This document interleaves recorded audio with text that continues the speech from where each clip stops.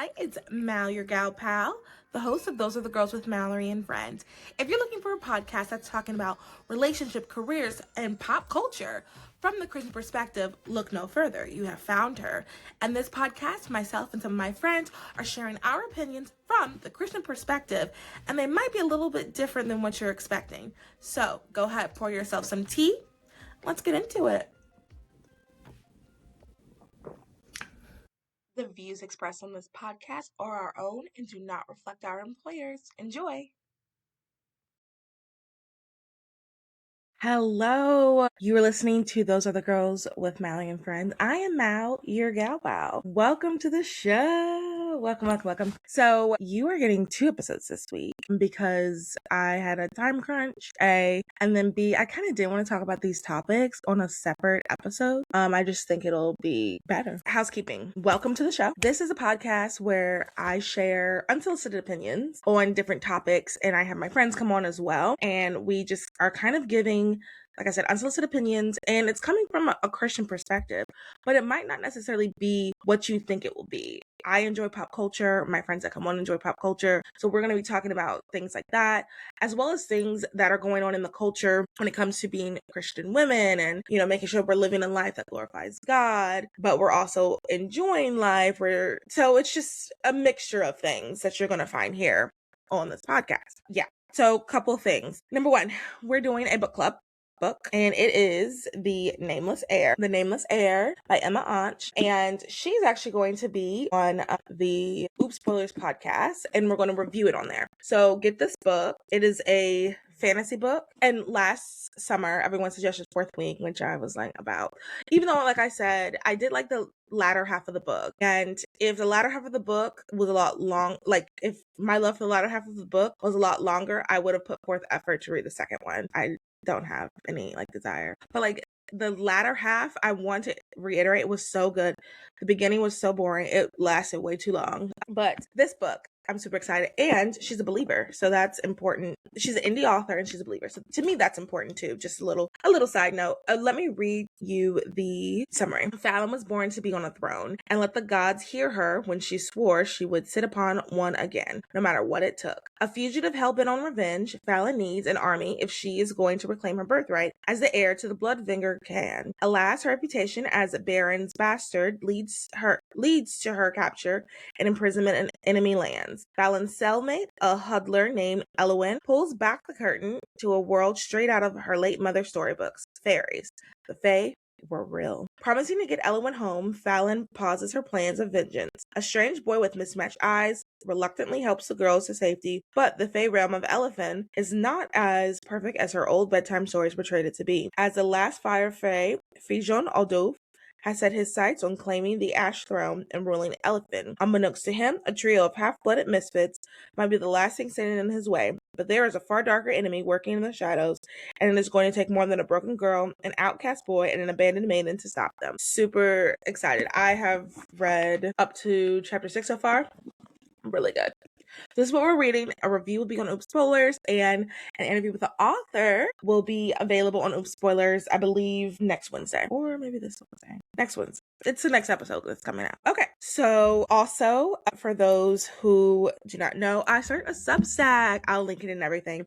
I started a Substack, and it's called From the Pink Desk of Mal. Right now, I believe by the time you see this, I don't know if I will have anything up there, but I am going to post more on there. And it's going to be kind of like an extension of this to a degree. It'll be my thoughts and opinions on various things, as well as I'm going to put some short stories that I've been working on there. For those who don't know, I write a little, and I guess I can share this for listeners. I have a short story that's going to be published. It was picked to be part of an anthology that comes out next year. So I'm super excited about that. So short stories that I've written, I'm going to put on there, and maybe even, I don't know, some other stuff like that. Just another creative outlet, because why the heck not? So subscribe to Substack. Also subscribe to the email list. Be putting out emails of just various things. I think that's it. That's a long housekeeping, but it needed to be done. All right, let's get into the topics today. I saw this Free Press article and I was like, I must discuss.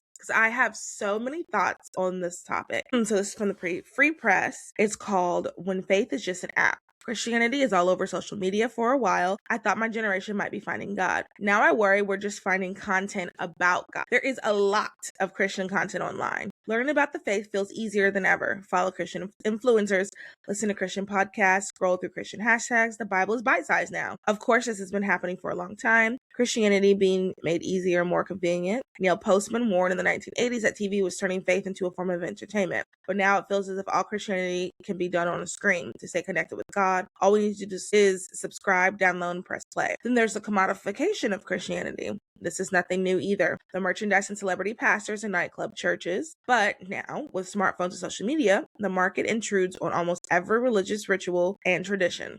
Pay $6 a month to pray, $399.99 to listen to the Bible for a lifetime. To become a Christian, begin your 7-day free trial. The problem with religious apps is the same problem we have with Instagram communities or with online porn. We encounter the virtual version of everything first before the real thing, and so that becomes our standard. Supplements become substitutes. For us, faith is the live stream and prayer apps and podcasts. Connect with God in a new way, we're told.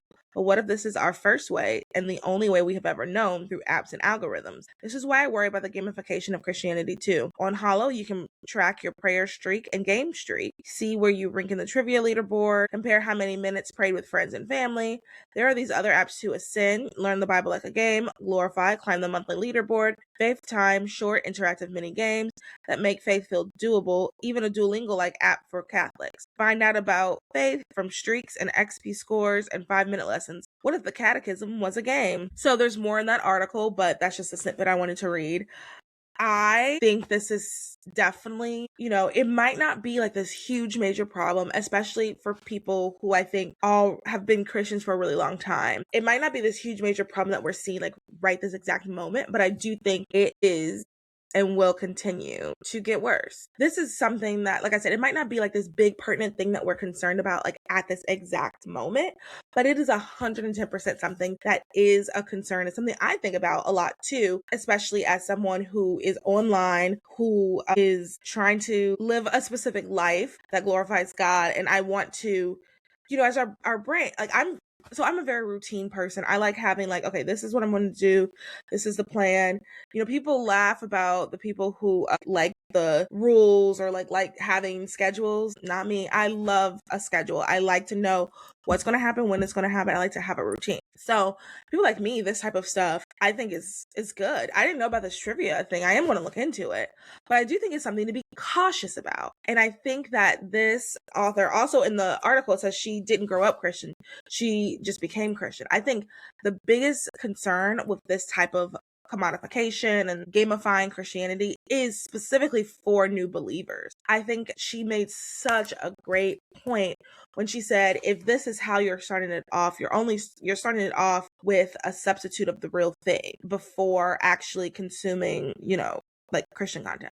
So I just think that like really astute observation. And I think, so I guess my next thought process is like what to do, like what are we supposed to do? I think some of it, and I've been thinking about this a lot too in my life, because I think I've mentioned it before, like I realized that I really need to work on discipline and self-control. And I think that some of that is working on discipline and self-control, because when you're thinking about it, like part of the reason why you want to have this like prayer app, why you want to have this routine where you have this goes off and it's cool if you compare your prayer. Well, it's not cool to compare, but like, you're comparing your prayers to your friends.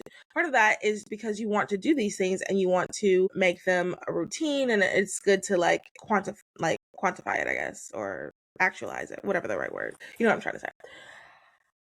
But some of it is maybe we should just have discipline, like our ancestors, the first believers, like they didn't have these type of things. And you can argue that like, well, if they did, they would have probably used them. Sure.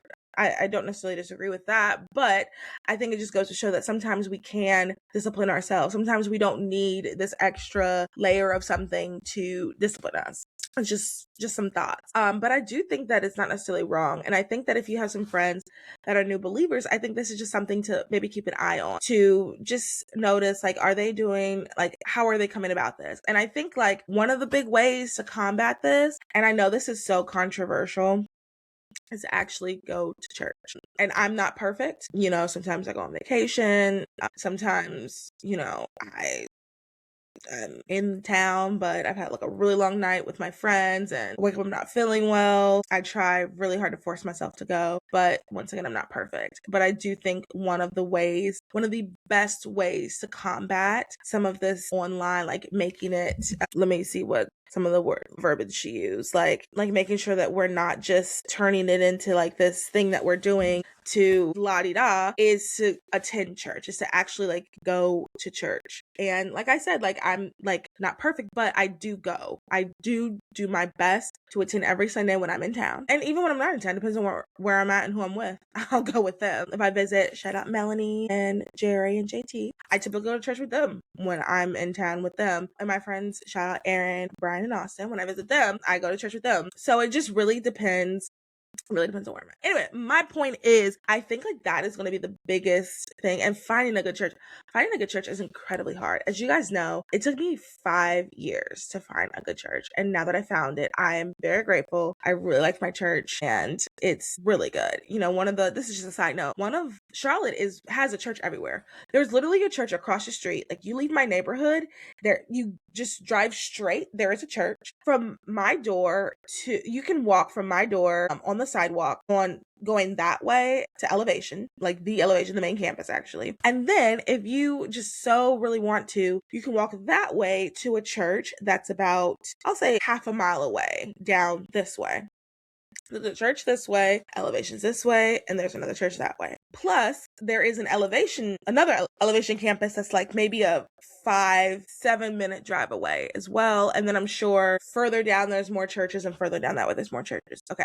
There are churches everywhere in Charlotte. The hard part is finding a church that is actually going to preach the gospel and I'll just leave it at that. That's the hard part. That's actually finding a church that will preach the gospel. I mean, there are tons of churches out here and tons of like big churches out in Charlotte, like mega churches out in Charlotte. You just have to find the one that truly you gotta find the one that's preaching the gospel. Maybe I'll do like a guide, or maybe I'll have someone come on the podcast and do like a guide on like how to find a good church, because like I said, it took me a long time. I'm very grateful that I found it. But anyway, so back to the topic. I think that attending church is going to be a way to work on that, and being in a Bible study and like being around other Christian believers and like having conversations and kind of like being in person. I think it all goes back to, I mean, like what I've said before, touching grass, like being live and in person. I think that is really what's going to help in like not make sure that we're just not consuming content first. Like we're not just like a content Christian. I think that's really what it comes down to. Are we content Christians? Because that's the other thing too. There are Christian influencers, which we're going to talk about that another time. You can listen to Christian podcasts. There are Christian hashtags on Instagram and TikTok that you can look up, and you can just hear different Christian things. And there are just so many, like she said, so many apps that you can do this with Christianity. You can do that. You can do that. You can do that. Pay money, do this. What's his name? Who, was charged with inappropriate behavior, has a how to be a Christian in 7 days thing. Like there's a myriad of things that you can do, but is that really what we are? Is that like, does this build your relationship with God? Is this helping you? Now I worry we are just finding content about God. And I think about this a lot too when it comes to, and this is going to be controversial, like, if you disagree, like reach out, let me know. I think about this a lot when it comes to quote unquote revivals in the US. There's been 2 in the last, I think 5 years. One, I never heard the feedback on.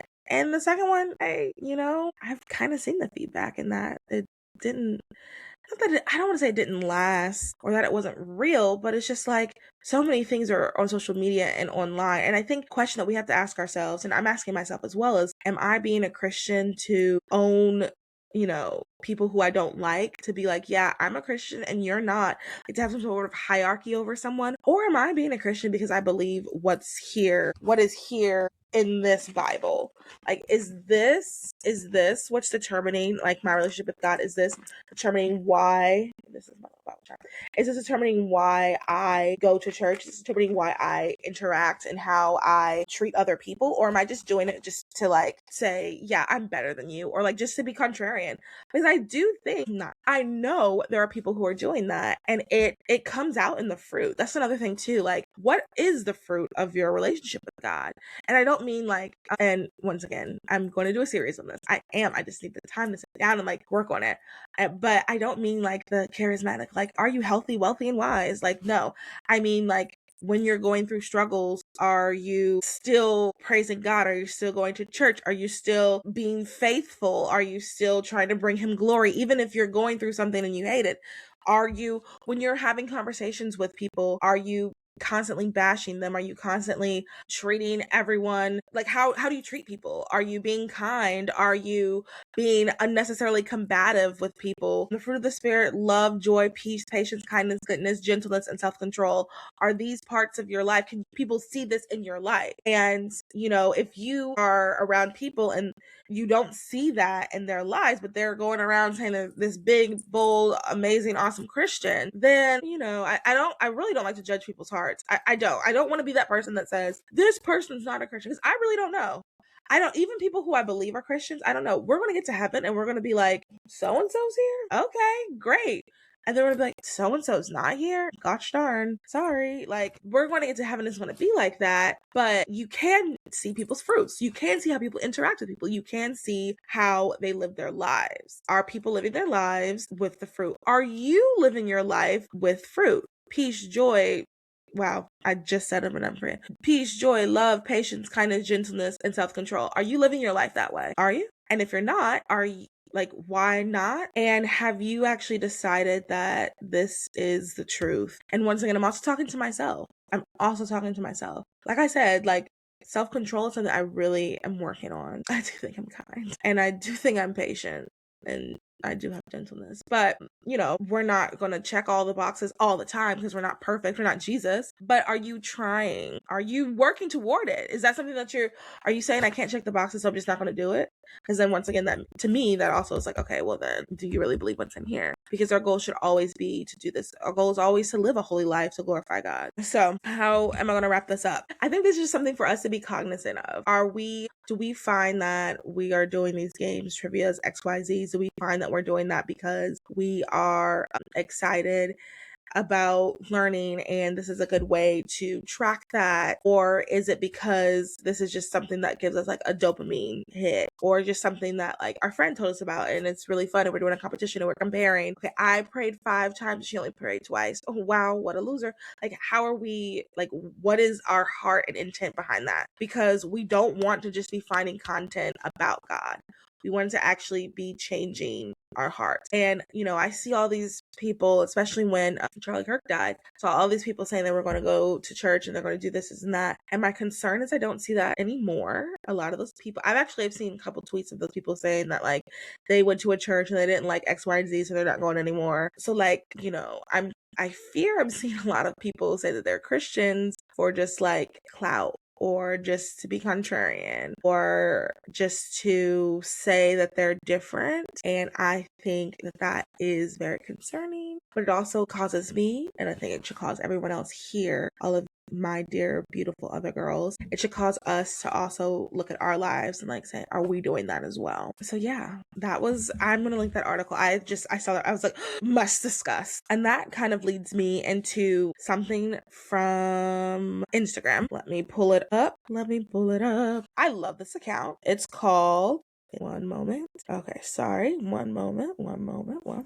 Okay, and here we go. I love this account. It's called Dang It's Naomi, and she posts a lot of really good thoughts and discussions on just so many topics. I'm telling you, like, she is one of my favorite follows right now. She's also reformed. So her bio says theology, culture, memes, future lawyer, reformed, the next door Christian who puts the ha in hallelujah with a spice. That's funny. But something that she posted last week that I really wanted to talk about, and something that I've been thinking about too. When girl talk becomes false teaching, when your big sister wisdom comes from women who normalize promiscuity, manipulation, and emotional detachment, you're not being empowered because you're being you're not being empowered because you're being discipled into self-centeredness. Scripture is clear: the heart is deceitful above all things. We do not need encouragement to follow it. We need redemption from it. Modern Ungodly Women podcasts are not harmless entertainment. They are sermons.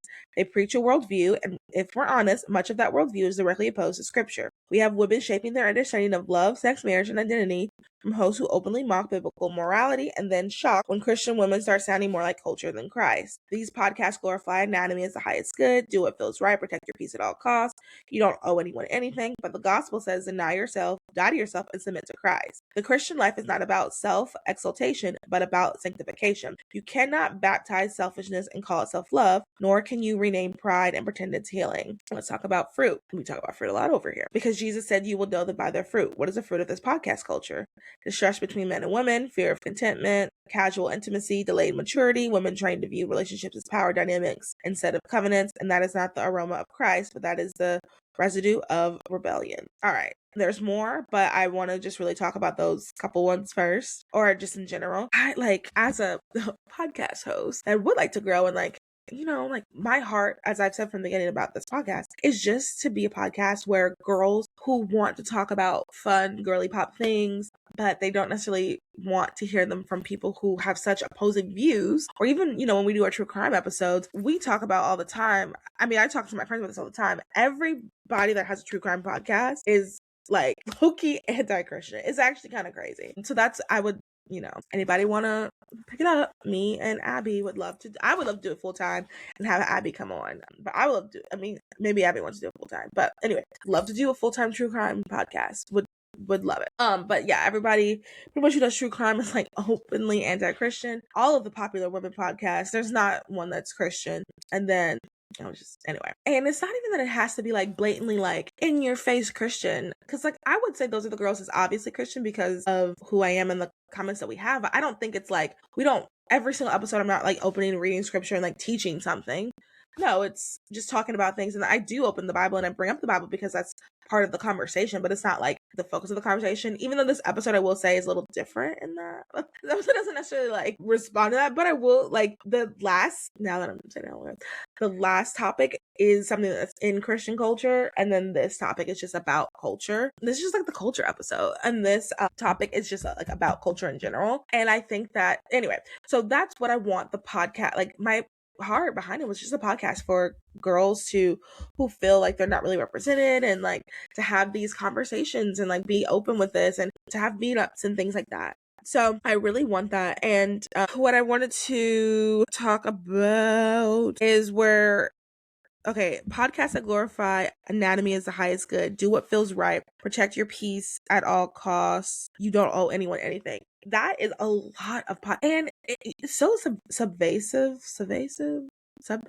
It's so everywhere, pervasive. It's so pervasive. It's everywhere, because even in a lot of the entrepreneur podcasts that I listen to, it is a lot of that protect your peace at all costs, you don't owe anyone anything. And I think that just like anything, that mindset, I'll just say you don't owe anyone. No, sorry. I'll say protect your peace at all costs. I'll use that one example. I think that mindset probably came from people who were being mistreated, or who were being walked over, or who were allowing people to talk to them any kind of way. And they involved themselves in mess that they shouldn't have been involved in. I think that's probably where that idea of protect your peace at all costs originally came from. The problem is protecting your peace at all costs is being applied to situations like my friend wants me to pick them up from the airport, but driving to the airport is so stressful. Or protect your peace at all costs, my friend is going through something and she needs me to watch her kid, but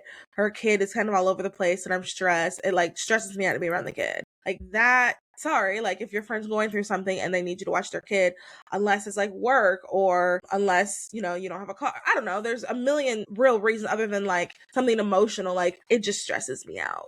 I need to protect my peace. Like, that's what it's getting applied to. And the Bible does clearly say, like, deny yourself, die to yourself. And I think about that a lot. And I try to live like that.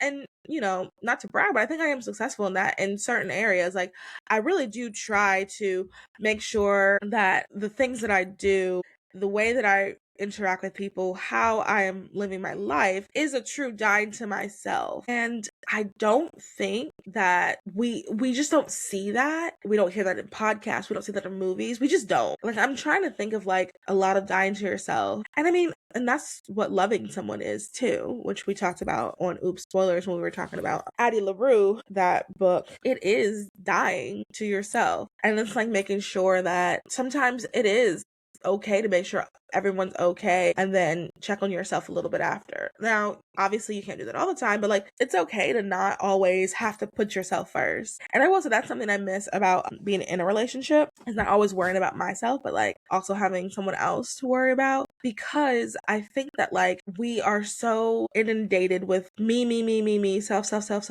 I. It has affected so many other aspects of culture. It is affected when we see things going on, us not standing up. It is affected, how we talk to our friends. I'll be honest with you. Some of my friends that do therapy a lot, which is, I'm not anti-therapy, but some of my friends that do therapy a lot have become some of the most selfish people I've ever met. Like, and it's because like it's the me, I focusing, when I think we really should be like, and I'm working on this too, especially as like I've gotten older, and a lot of my friends are married and having kids, so they can naturally think about themselves. But like in certain situations, I have to think about myself because no one else is thinking about me. Like, I only have me. And so I'm working on like how to balance that, because I don't want to become selfish. I don't. And, any of you who are single and, up in age and in our 30s, and I just don't want to be, when I'm 40, I don't want to be that. I want to be the fun aunt to all my friends' kids and my brother's kids, and the one that goes and has fun and does X, Y, and Z. But I also want to be like the aunt that, Auntie Mal, can you come to my ballet recital? Like, I want to be like selfless. Like, I'm supposed to have my oh, but you need me to come to your ballet recital? I'll be there. Let me know when. I'll try to do this. And it's like a hard balance, especially when you're the only person you have. When it's natural, if you're married and you have kids, it's natural to think about them first, because your husband, your lover, your kids, I don't know, it's just natural to think about them first. When all you have is you, and if you don't think about you, then no one else is thinking about you, it becomes a little bit more difficult to just be naturally selfless. So you have to be conscious of that. And I do try my best to do that. The reason why I think, like I said, the reason why I think that we have swung so far on the pendulum is because people were abusing the you don't owe, or do what, no, people were abusing, I'll say people were abusing stuff like you don't owe anyone anything. People, everyone was saying you owe them this, you owe them that. So then everybody switched over. But there is a balance. And there is a spot where we are dying to ourselves. We are making sure that we are following Christ, but also we're not harming ourselves. Okay. Another part. You want to know about the fruit? What is the fruit of this podcast culture? Distrust between men and women, fear of commitment, casual intimacy, delayed maturity, women trained to view relationships as power dynamics instead of covenant. This, very true. And this is something that we all can remember. If we all, say it with me, touch grass, we will be able to see things a little bit clearer. The distrust between men and women. I think about this a lot because, as someone who is perpetually single and probably will always be single, have a very different, I have really, really good and really, really close male friends. I think I have a different perspective, and I do regularly have to touch grass when I, online, when I see things, how I am treated by people. Sometimes I have to regularly do check-ins with my friends that are males that are really good, my brother even, just to remind myself, like, this is all online, even though some of it is offline. I will say, men, no one is meaner to you than a man that is not attracted to you. No one is meaner, and who's not attracted to you, and he wants you and everyone else around you to know he's not attracted to you. That is the meanest person you'll ever meet in real life. But few and far in between. They're not every man, and there are so many really, really good really good men. Let's see. Fear of commitment intimate, casual and casual intimacy, I think, are really intertwined. I think that there's another problem that we have online too, is like a lot of people are just like waiting for the next best thing. It's going really great with Bob. It really is. He's great. We smile, but there's just something missing. I don't know. A lot of people, I feel like, are waiting for the next best thing. That was a sip of water and my cute little mug. And I think that tied up with casual intimacy has just caused so many problems in our culture. Oh my God. It's such a huge problem in our culture and like in our hearts. I think about this. I was in college. This guy broke up with me and I just wanted so badly. Like I legitimately thought I was going to get married. I was going to find my husband in college. We were going to get married a week after college. And then by 25, I was going to start having babies. I have friends that did happen to, but it didn't happen to me. So when I dated someone, like I was very serious about it. I was never a casual hookup person. And there was a time I was like, I'm gonna do it. I'm gonna be a casual hookup person. I couldn't do it. And I remember, I don't know if I heard a sermon. I don't know if I made this up myself, but I just remember there was a distinct moment where in my head I was like, this is not who I am. And you know what? I'm not gonna keep forcing myself to try to be that person. There are people who believe that they are casual hookup people and they do it. And I do think a lot of people like forcing themselves to do it. There was a distinct moment when I was like, I don't like this. I don't want to be this. I'm not going to do it. And don't do it. But it's just so, once again, it's just everywhere. I mean, I'm even thinking about like that. And I'm trying, I don't want to come off as like judgy but perfect, but there are things that I do intentionally and I want to encourage other people to do it intentionally too, because I just think it's good and it's righteous. And once again, I'm not perfect, but like that off-campus show, I have intentionally avoided it and tried not to watch it, because when I've heard people tell me about it, they were saying like, or I heard them talking about it on the toast, and Claudia said it was practically pornography. And Claudia isn't like super like conservative about it. Like she'd probably call me a prude. So if Claudia is saying it, then by golly gee. And I have been intentional in not watching that show because of how pervasive like casual hookups and like intimacy and like all that stuff is, how pervasive it is in culture. Plus, when you are constantly watching that stuff, it makes you want to do that. I think people don't understand the correlation. Like a perfect example, I remember when I was living in Virginia Beach and I had my own apartment. It was glorious. And I was watching this show called Good Trouble. And in the show, they were all the same season. They were in their own apartments. They were in a new city. And they were talking about just like all this hooking up and like casual this and that. And I remember watching it thinking like, well, I mean, I guess I could. Like if I had this boy over, I mean, I am by myself. And then it's like, well, no, I know that's not the right thing. So I made the decision to stop watching it because it was making me want to do those things. And I think that a lot of people are like that. They might not want to admit it, but I think a lot of people are like that. And I think you have to be intentional. It goes back to the discipline. Now, have I watched inappropriate things before? Unfortunately, yes. Am I tried? Like, that's part of the reason why I don't even want to like, because sometimes, I'll use an example. Actually, no, it's not even an example because it's not even that bad. Only Murders in the Building. Not Only Murders in the Building. How to Get Away with Murder. That was when I started noticing like, because around that time was kind of when I started watching like more adult TV. I watched Disney Channel and Nickelodeon probably until like a way later than I should have, but whatever.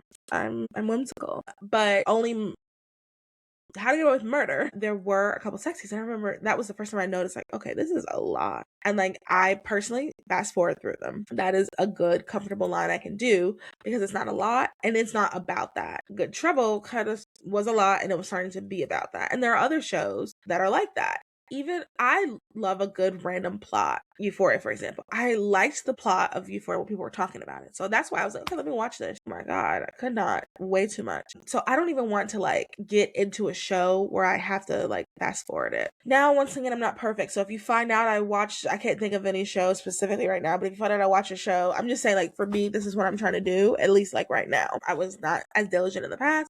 I'm trying to be diligent now. Okay, I gotta wrap this up soon. Yeah, I need to wrap this up soon. Okay, here. That's not the post. That was it. So I guess this is kind of like when, I guess it's just kind of as to wrap this up in a nice bow. I think it's just also kind of like really important for us to think about like what we are consuming. And there's this podcast that I love. I've talked about them all the time, The Toast. And once again, I'm a huge toaster, but I am aware that a lot of like our religious and morality are going to be a little different. Sometimes those, like some of the things that they suggest, or like they've made comments before, like, yeah, everybody watches a little porn. No, that's cheating. Sorry. Watching porn in a relationship is cheating. Or, they say all the time, being divorced is chic. No, being divorced is not good. God hates divorce. The Bible says it. God hates divorce. So, it's going to be little things here and there, but like, I think recognizing that and then being cognizant of it. And then maybe sometimes taking breaks from things. There's been podcasts I've had to take breaks from. I'm trying to remember, I've taken such a long break, I can't even relate with the podcast. I've had to take breaks from because I just can't continually hear all of this stuff that goes against my morality. Not in like a judgmental way, but like, and once again, like I don't want to become that. If I know this is wrong, I do not want to consume too much of that content and start to become that. I've had to do that. And like Allie Buff Stuckey, I've had to take breaks from her. Well, I don't listen to her at all. I don't want to become an angry, mean woman to people who are different than me just because they're different. Not even like, even other Christians. They just happen to have a different color of their skin. Okay, that's enough on that. But yeah, like I don't want to become some of these people. So I'm not doing these things. So yeah, I guess that's that. I did want to share one last thing. I'm in a Bible study at my church. It's a summer one. It's another sovereign. I wish I had the book here, but I should have grabbed that book. Actually, let me grab the book. Hold, please. So it's another sovereign studies. This is Women Who Worship. And let me read to you. I really, really, really like this. Sovereign, Sound Doctrine, Sound Thinking, Sound Living. Sovereign studies is a reformed, inductive, and depth approach to the study of God's word. Sovereign is a Greek word for sound mind. It is curbing one's desires and impulses with self-control and temperance. As believers, we need to be women who study and delight in him and his word. Women who train to have a mind centered on God and renewed by truth. So that's this. And we read The Woman of Samaria. Let me look here. One moment, please. Okay, can't remember where it was. And I wanted to talk about this really quick. I was saying like we don't go through scripture every episode, and we don't, and I'm not a pastor, I'm not preaching 1 Timothy 3, somewhere in 1 Timothy. I'm not teaching because, I'm a woman. But I wanted to read, or I wanted to talk real quickly about some of the things. Okay, so the Woman of Samaria is John 4:1 through, I believe it's 44. That is the whole passage. So if you're ever wondering, that's what you read. And something that really, really, really, really clicked with me when we were talking about it in the study, so she went through like just different words, different S words that she got out of this passage. And something that I just have been thinking about is how Jesus saw her. Do I see him? How are you questioning God? And how are you changing the subject? And do I know that I am thirsty? And am I going to the well? I think I've just been like really thinking about this all week, because this was last week, and then next week is going to be another woman. He saw her, do you see him? That's something I think about a lot, because, as a Christian, you hear about God being everywhere and doing everything all the time, but do you yourself see it? Am I questioning God? And then am I changing the subject? So when I'm talking to God, am I just like, talking to him, questioning him, and then am I kind of like flittering off like, well, he's not going to answer this, let me change the subject. And then do I know that I am thirsty? Like we all are thirsty for God, for relationship with God, for truth. And do we go to the well for that? I just wanted to add that this Bible study is really good. The sovereign studies. And I like the sound doctrine. And I think I've said this before about the Bible studies that I've been doing. This is just like the third one with my church. I think that it is so important for women to do Bible studies that are not just 10 ways to be a better friend, or how do we show up for other mothers, stuff like that. I think these are things that can be discussed in Christian circles, but I do think it's also important for us to like know the Bible and to like do inductive studies. I think it's important for us to actually, as women specifically, I think it's important for us to actually like want to learn Like, I call it a Bible class sometimes because we're like really getting into it. There's times where like there'll be a part where it says, look up the definition. Let me find. Sorry. There'll be a part where it'll say like, look up the definition of a word. Sorry. Why is it not? Okay. There'll be a part where it'll say, define this word. And then you have to go to, oh my God, why am I blanking? I think it's Bible Gateway to look up the definition. Okay. So I don't want to do that word. I just open up to another word because I want to show you guys like how much I love this and how I think it's important for us to do. I think it's important for us to be this into it. Important for us to be this. Okay, let's do looks well. So what you'll do, so there's, oops, wrong thing. Yes, this is it. Okay, so we'll type looks well, and then it has like a reference number, 6822. Bad example because it's Bible Hub. How did I forget that? I was gonna say, because when you type in looks well and then that number, then it's like, are you talking about a salon? Okay, so for example, it'll say like, okay, this is the word looks well, and then you type the reference number, but you should do Bible Hub. You should just go ahead and straight to Bible Hub, so you don't have to go through all that. And then it'll say, sorry, that is the wrong 6822. Okay, I don't think that was right. 6104. Okay, all right, let's just do that. Okay, so idleness. 6104. I just typed it in BibleHub.com. Okay, so the word is idleness, and it'll have like the original word, part of speech, translation, King James Version, NSV version, word origin, and then it'll have definition, idleness, and then it'll have the topical lexicon, the context, thematic links to wisdom, Old Testament. Like, it'll just have all of this information. And when I was learning about God and the Bible, and I wasn't taught to do all of that. I don't know about you guys, I just wasn't. But this is how I think we should be set as adults specifically. I think this, and women, I think this is how we should be studying the Bible. So I just really encourage you to join a Bible study like that. And I'm not trying to shame if you're in a Bible study where you're learning the top 10 things God loves about you. I'm not shaming that. I'm just saying, like, I think that you really, as adults now, we really should be getting more into that. And once again, I'm not perfect. There have been one or two meetings I've missed because I'm just exhausted.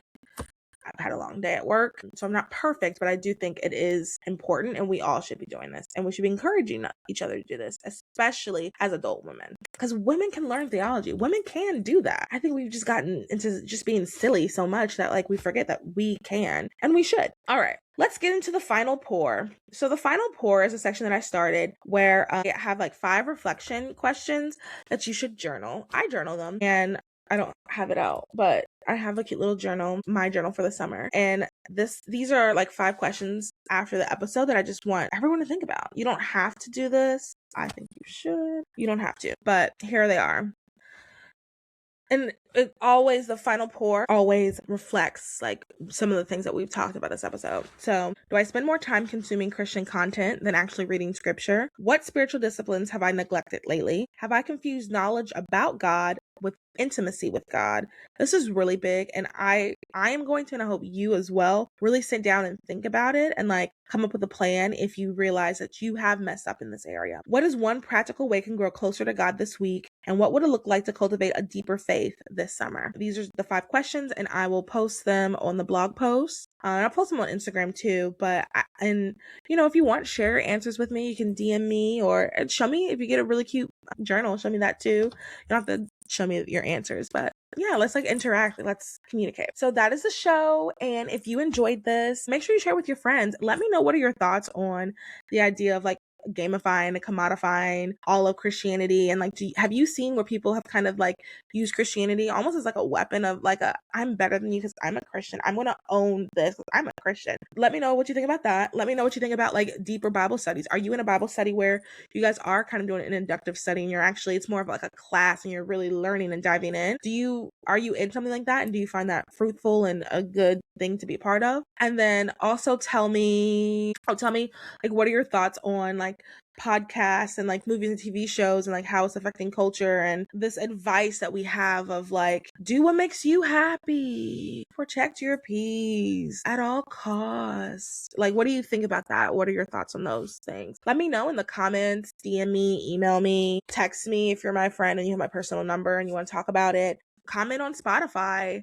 and share this episode with your other friends and like let them know, like, and have a discussion with your friends on this. I think you should journal, but also discuss maybe with your friends, like, is this something that I'm doing? Like to your friend, like ask them, do you see fruit in my life? And if you don't, like, is there something you think I could be doing better? Like, I think that's something that we forget, like with our friends. Like, our friends are supposed to be helping us with that. I do have 2 friends that I know are always going to like call me out and like really help me with that and like make sure that I am doing the fruit of the spirit, and I try to do the same to them. But like, it's hard to find people in your life that want that. And I think like if you can do that to someone and they do it back, because you do that to people and then and all of a sudden you don't have any friends. But if you do that to someone and they're able to do it back with you, like, these are good friendship postures. And that's a biblical friendship too. There are not a lot of those out there. A good biblical friendship, that is very hard to find. I'm blessed that I have 2. I guess technically 2 more. I guess technically 4, but they're like silly boys. But we do that for each other. Let me say 4. I have 4. I'm very blessed to have that. And I think that you should, like, if you have friends like that, like, hold on to them and like continue to do that, have that discussion with them. Anyway, I can talk for another hour about this. And if you enjoyed this episode, make sure you share, like, subscribe, all of that. Subscribe to Substack, subscribe to the email list, follow on Instagram. Have a good day, night, evening, however, wherever you're listening. Bye.